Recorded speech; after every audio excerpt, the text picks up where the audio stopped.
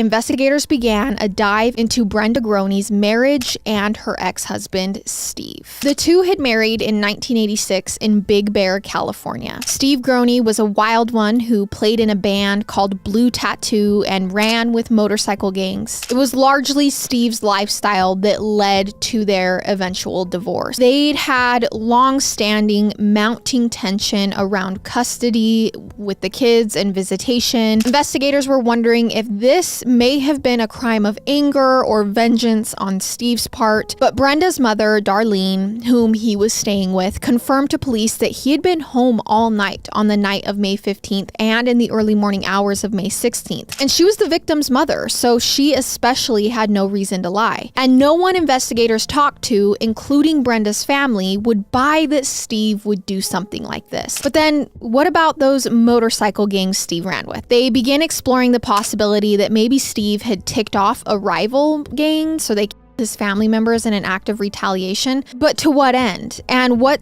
did they do to Shasta and Dylan? It wasn't adding up. But then, Steve Groney holds a press conference, and it only raised new questions that investigators were eager to obtain answers to. Please release my children safely. They had nothing to do with any of this. And police and detectives are like, any of what?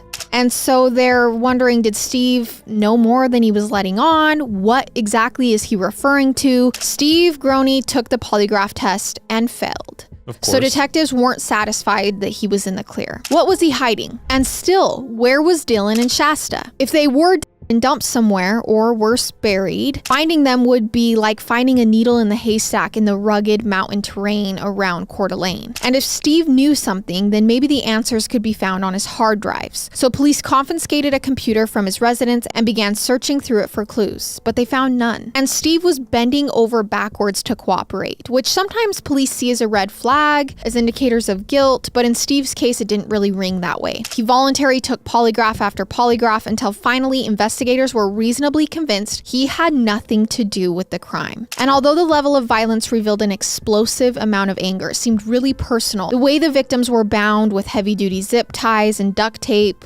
contradicted this because it suggested a methodical element more often seen with sex offenders and serial killers.